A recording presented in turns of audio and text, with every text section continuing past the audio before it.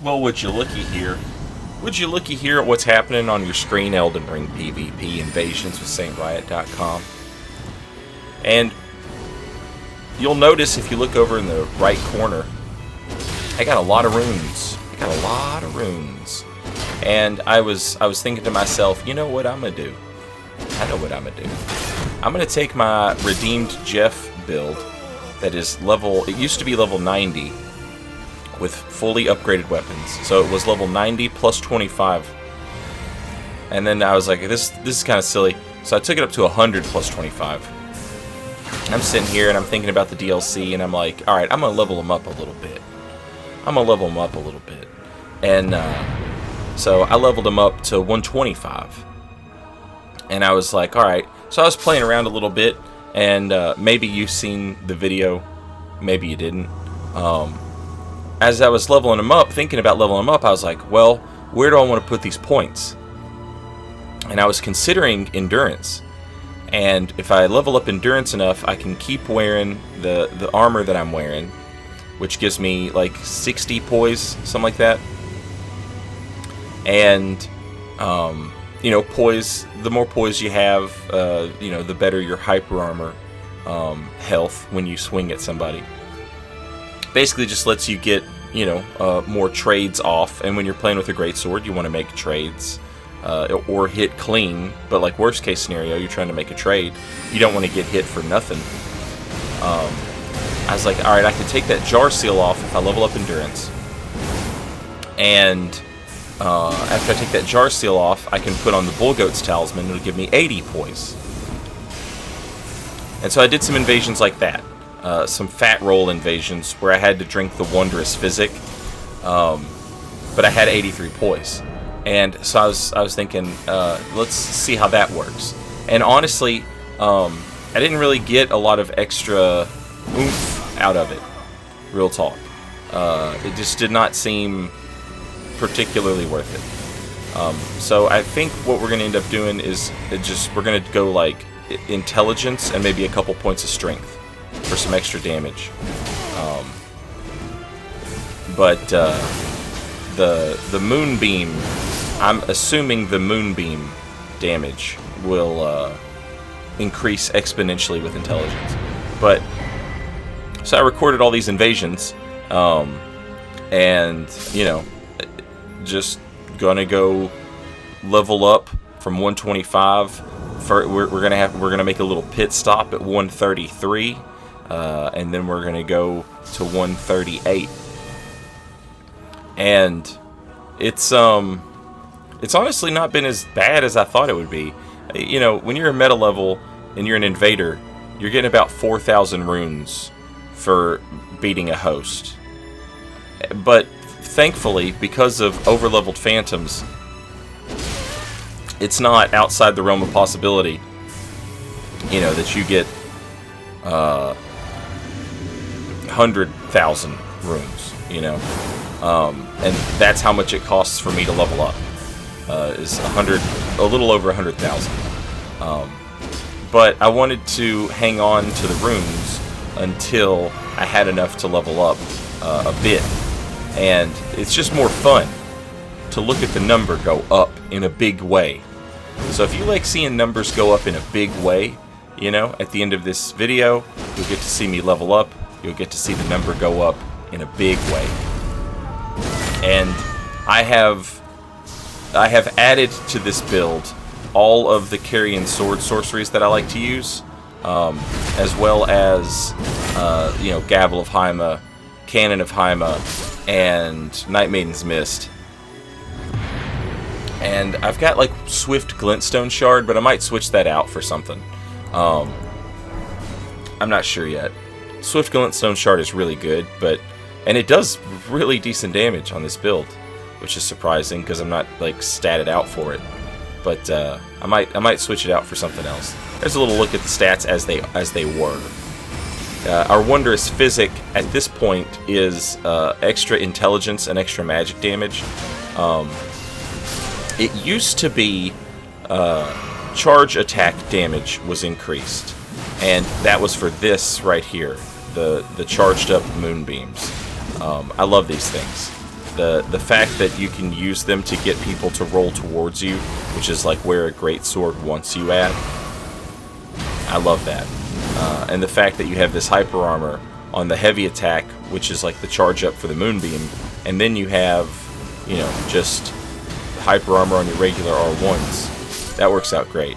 I've seen so many Hands of Millennia, and I get it. Look at that hyper armor. I understand that, like, people are like, I've seen on YouTube a lot that people are, you know, impressed with the Hand of Millennia weapon, and people seem to think that, like, it's a 1.10 thing. But that thing has always been busted. The two hits, the first two hits of that Ash of War, true combo, and if you have specced out for that even a little bit, it's enough to kill people. I know after 1.10, people are like, yeah, but now it breaks 110 poise or whatever. Yeah, but no one has ever had that. You know what I mean? I mean, that's not true. Some people have had that, but, like, most people don't have that. The vast, overwhelming majority of people, no one ever ran 110 poise, or whatever the hell it was that the Hand of Millennia used to not break. And it has that hyper armor like Radigan's hammer, where, like, once it gets up in the air, it's like legitimate hyper armor, like what hyper armor actually is. What we call hyper armor in Elden Ring, you know, people who play fighting games would actually just call armor or super armor. Like, you get like a hit, or, like, you know, 2 hits, but, like, it can be broken. Hyper armor is like, it's not going to get broken. There's no stopping this attack once it comes out. The Hand of Millennia and Radigan's, Marika's hammer, those types of Ashes of War, those Ashes of War where, like, you go up in the air and you're kind of, like, hovering there, like, that's hyper armor. That's not going anywhere. You might be able to, like, headshot it with an arrow, because headshots with arrows tend to, in these games, outrank hyper armor. A headshot will outrank everything.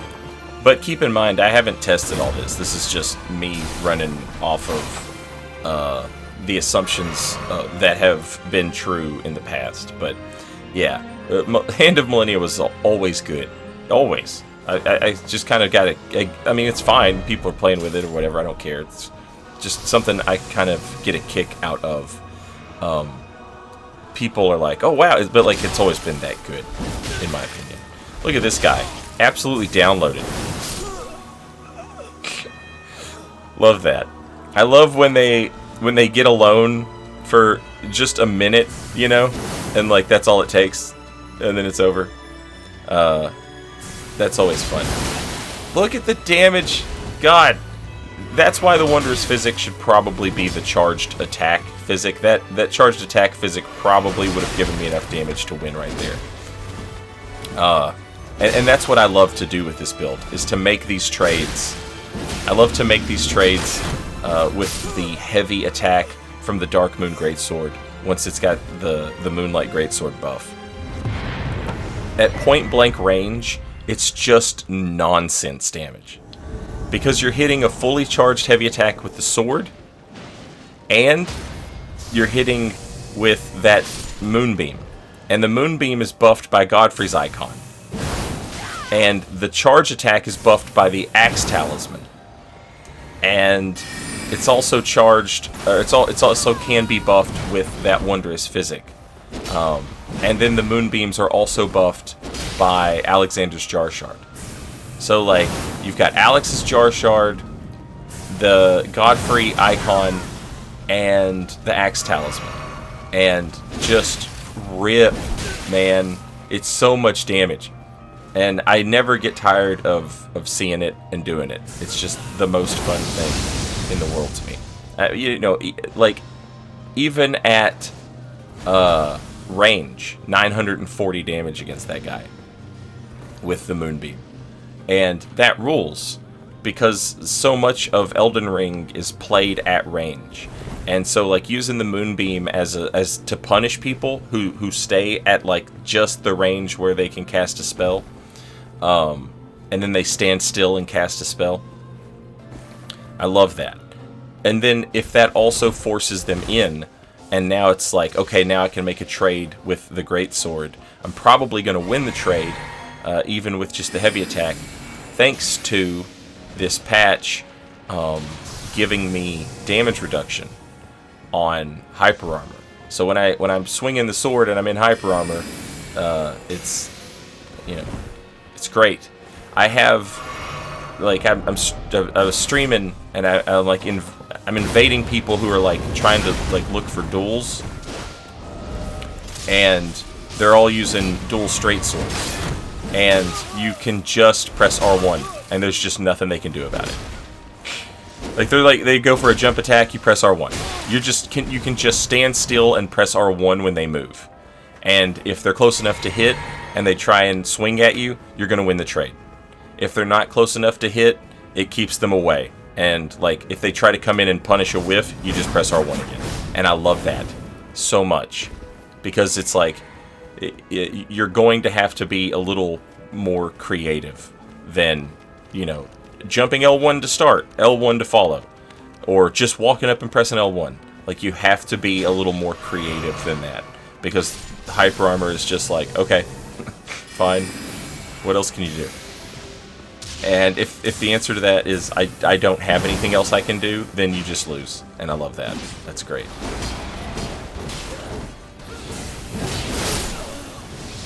Come on. I never get tired of seeing that. The only thing that could make that better is if it gave you the slide. There's a weird mechanic, and I don't know what it is exactly. It was a thing I first noticed back in Dark Souls 3 when I was running a pickaxe build, or not a pickaxe. It's called Hazel's pick, and it's a war pick, but it could cast spells in Dark Souls 3. And if you hit somebody with that war pick, and you had maximum speed on your cast speed, you could true combo it into a Moonlight Greatsword thing, and the Moonlight Greatsword thing that you could combo it into was a spell, sort of like Carrying Greatsword. And if it killed someone, the character model would do the death pose, but then they would like slide a few feet back, and just the funniest thing in the world to me to like watch people slide, you know, like that. The Moonbeam in this game doesn't have that. I wish it did. But what it does have, and what is hilarious, is the way it's like you're playing freeze tag when you hit somebody with it, when they like jump at you. If you hit somebody with that Moonbeam and they die, they just like freeze in place and then like fall to the ground in the death pose. And that's A1 slapstick comedy. It's hilarious. There are little things like that in these games, little funny moments, and you know, I like that they aren't afraid to be kind of funny with it sometimes. You know, like it can alleviate a lot of the, you know, the oppressive atmosphere of these games when they have something that can like break that up a little bit and be kind of silly. So yeah, I love when these games get a little silly. Makes me happy. And the king of silliness is that Moonbeam hitting somebody who is trying to do a jumping attack. And I just, you know, when you're an invader, one of the things you'll learn to hate more than anything else is jump attack spam, because it's so hard to punish two people. You do a jump attack and it's like, okay, I could probably punish that, and then if you try to punish it, there's a guy standing behind the jumper who's like, no, You cannot punish my friend for the mistakes that they make. And so that gets frustrating. So it's especially sweet anytime you actually get one. You might have noticed I went to my menu there. I was thinking about switching over to the Carrion Knight Sword. I've got the Carrion Knight Sword and Shield on this build, so I can swap to that setup and have the sword and spells like I like so much. If I want to switch to that, but I don't think it's great swords are in such a good place right now that I very rarely do I feel like I need to switch to that. About the only time I ever feel like I need to switch to straight sword is when I'm fighting like a colossal weapon and a faster weapon in like a 2v1 or a 3v1. Sometimes in those situations you're better off switching to the straight sword so that you can like hit and then get out if need be. And if you don't need to, you can apply enough pressure with a straight sword that you're good. You don't necessarily miss all that damage. But the great sword doing as much damage as it does and being as good as it is rules. And I rarely ever feel like in a 1v1 situation I need to switch away from the great sword. Even in this sort of thing, where it's like, two spears that are going to do a lot of damage. Keep in mind, that damage you saw me take from that spear on that first hit that they got, like, that was damage reduce. Like, I should have taken more damage than that, but I was in hyper armor. So, like, those dual spears do a lot of damage. But I'm not worried about it. I'm not worried about any of this. Because I know I'll just win this trade consistently. And someone is going to like back up and have a moment of, like, it's like you're playing chicken, and it's not gonna be me.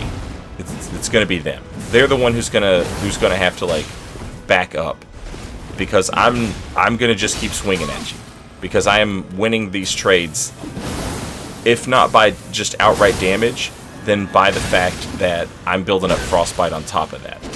And so that's something that either you have to pay attention to, or you can ignore at your own peril. Typically, if I had seen that swap to the dual spears, I would have wanted to get the sword and shield out so that I could go for like a parry against it. But just don't need to. Just good. I'm fine. So there you go. We've got 8 levels from these invasions.